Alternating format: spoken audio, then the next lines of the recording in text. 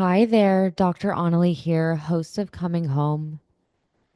I was just sitting outside by the water by my marina, and it just hit me that I need to come on here and do a podcast episode for you and speak some truth that's going to reassure you. We go through pain in order to learn our lessons and experience consequences when we hold on to substances, relationships, environments, and patterns that no longer serve us. The pain is the indication that something is incorrect. There is pain when we are growing. Yes, that is absolutely true.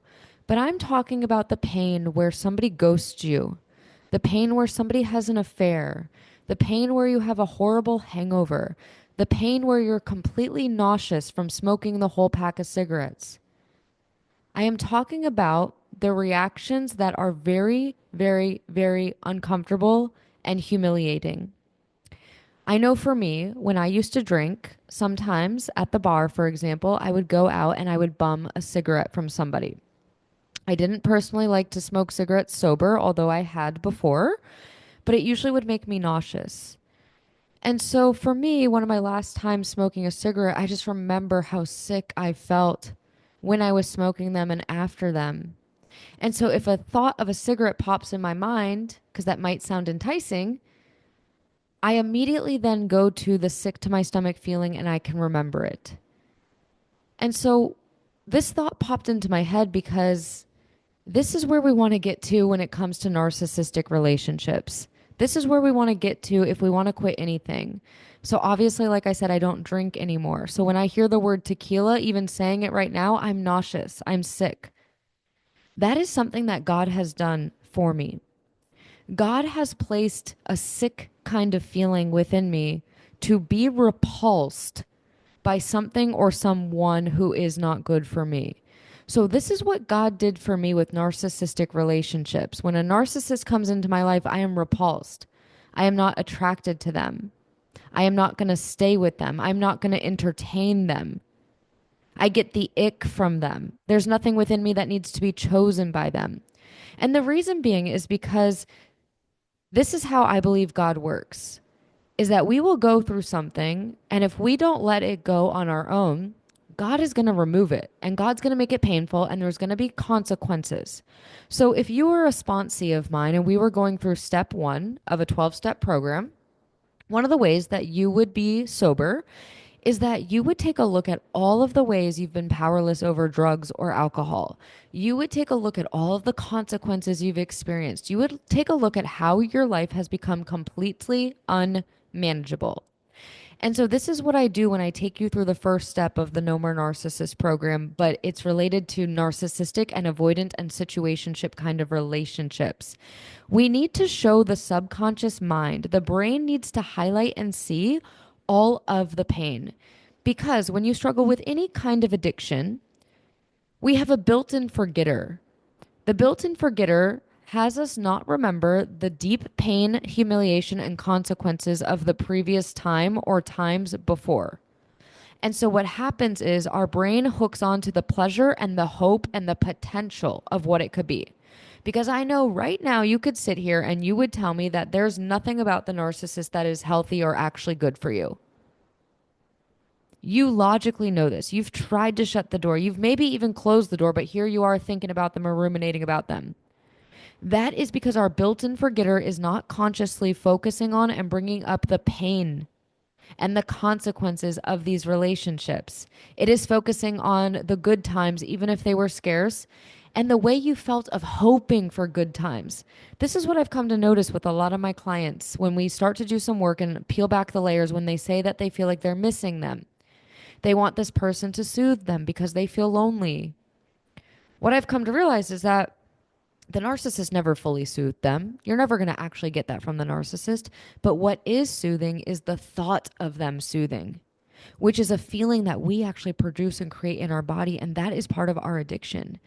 is the thought and the hope of what the narcissist would do rather than what they actually did or what they actually would even do is what is so addicting to our nervous system.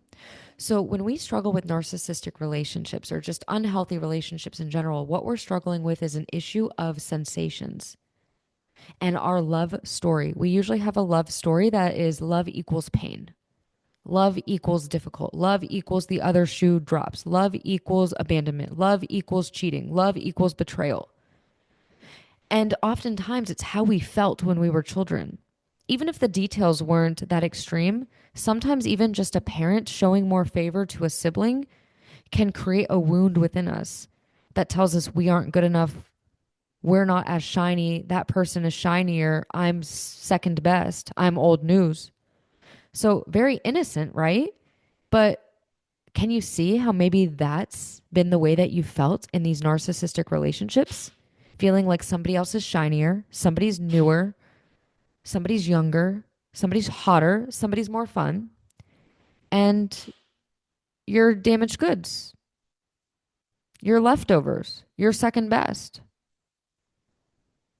And so, this is why it is so important to actually go through and heal our wounds and take an inventory and actually see what is going on underneath the dynamic of these kind of relationships. We want to get to the root of it and actually heal it. Because I truly believe our higher power is good. And we are here as souls to evolve, to step into our most powerful, beautiful, at home version.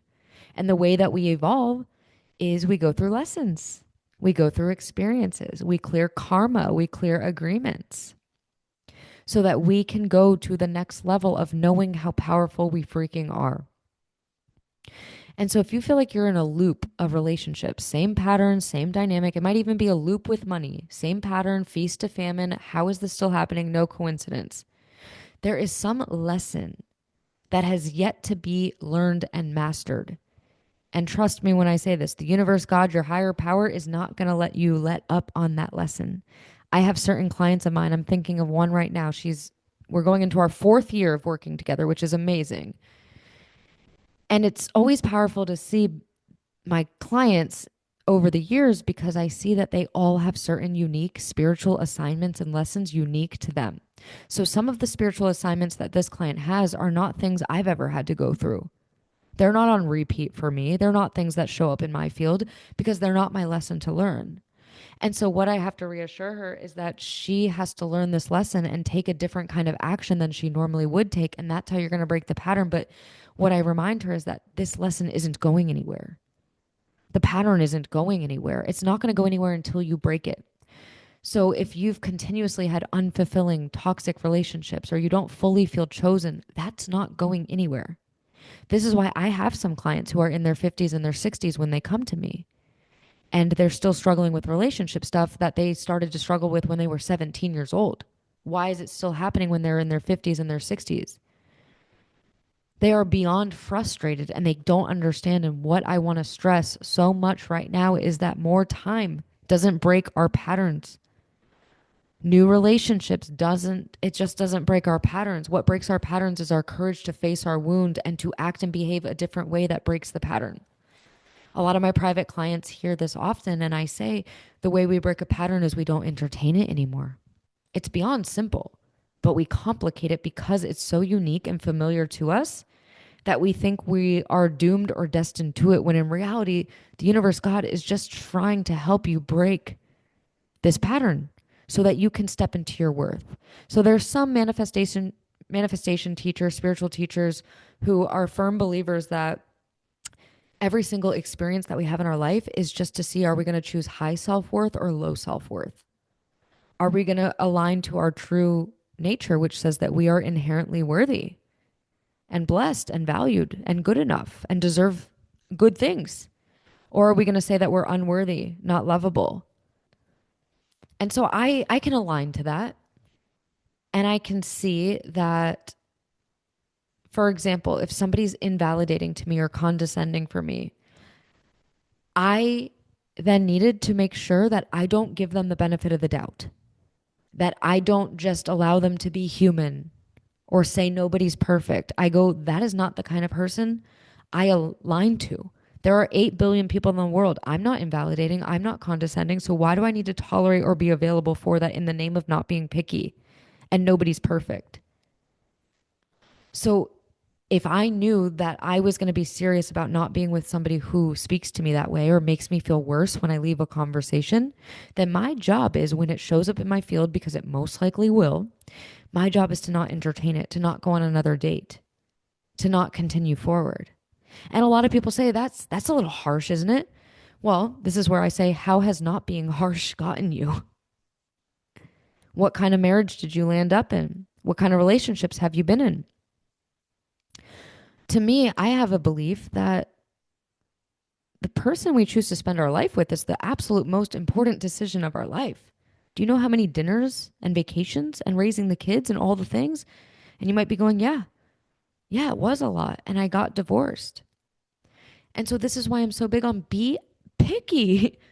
Be picky. You know what it's like to not be picky. And where did that get you? Where does that get us? Where did that get me when I wasn't picky? And why do I believe that I had to be with one person who was invalidating, who gaslit me, who didn't fully choose me when there's 8 billion, 4 billion of the other sex? Why one person? That's not good to me. To me, that is choosing the low self-worth way. That is basically saying F you to God and saying, I don't believe in the desire that you placed in my heart of a good, loyal, honest man who loves and chooses me. And I don't believe that he exists. So all in all, I'm going to settle and I'm going to be with somebody who isn't fully a match. And to me, that's the biggest disrespect to God. I think walking the path of God is narrow. And I think it takes a lot of courage because you're going to have to say no a lot and you're going to have to be patient and wait to not settle or to get discouraged or to lose hope and to lose faith, which I'd say 99% of people on this planet do. And that is why it's a very select amount of people who do actually walk the path of God and experience love and joy and peace and miracles and bliss. I want to speak to you, somebody who is praying and wanting to step into their highest path and experience heaven on earth because it exists. Your heaven on earth, where you are living your dreams, your vision, what God placed in you exists. But the way that you're going to get there is a whole lot of no. And I want to help you get better as an empath to say no. This is what we suck at. Empaths suck at saying no because you are overly protecting other people's feelings. You are protecting them from their own guilt, their own regret, the feeling that they're going to feel when you actually close the door, the feeling they're going to feel when you don't want to go on a second date, the feeling that they feel when you say that you're just not simply attracted to them anymore. We, as empaths, for the most part, don't know how to handle those feelings and those sensations. And so we say yes when we mean no. We do things out of guilt and we go to our in-laws or we hang out with our mother when we said that we weren't going to.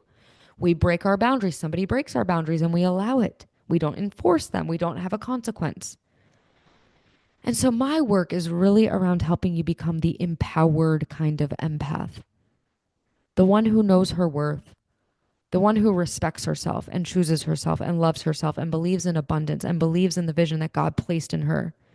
And she is willing to say no. She's willing to be misunderstood. She's willing to be disliked in order to honor the vision and know that she is a kind, compassionate, good-hearted woman, even if other people don't agree based on her saying no.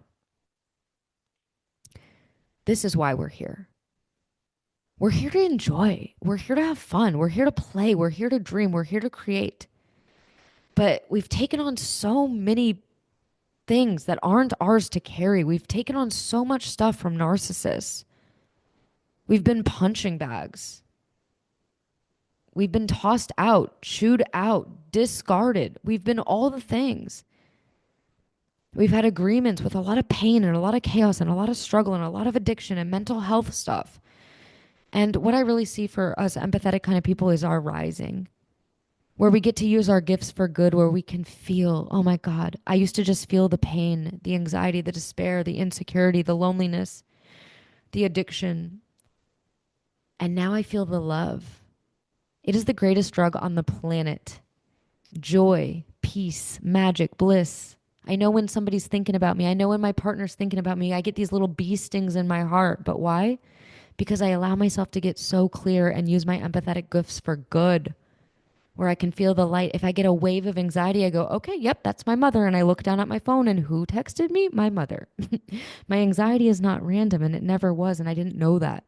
But this is where a lot of my one-on-one clients come into play because you have to have a lot of emotional maturity to kind of hear this. So we're about to wrap this up. Sometimes when you realize a lot of your anxiety and despair has been really linked to your mother or to your partner or your father, sometimes it can make you feel like you were robbed of your childhood and your mental health really struggled because of this. And so I just want to leave it that I've done a lot of forgiveness work around my mother's stuff that I really picked up on. Her energy, her thoughts, her fears, her worries, her scarcity. And I took it on as mine as an empath. And I didn't know better. And so I also trust that God knew what mother to give me and what household to grow up in. And I am now aware enough to see what's mine and what's not. And I actually just choose to see that as a gift of, okay, I got a wave of anxiety or a wave of fear. Who is that linked to? Okay. To me, I'm just grateful that I know it's not mine or it's not random. And that has taken a lot of humility and courage to really acknowledge. But if that's something you're resonating with and you would like some further support, I invite you into one of my programs, or if you know you're ready to do some one-to-one work, you can go ahead and book a session so I can get some more clarity on what it is that you're going through. And then if you want to do some further one-to-one work where we do some sessions, we have unlimited in-between text support. You get some of my courses. I have a few different ones, but I'll be able to tell you which is best at the last minute of our call if you do a 30-minute. But I do have some space available. I am ready to help you become an empowered empath, somebody who is able to stand on her own, and then eventually, when the time is right, become that match to your soulmate, to another guy that is empathetic, but also strong and powerful and loving and dependable and reliable.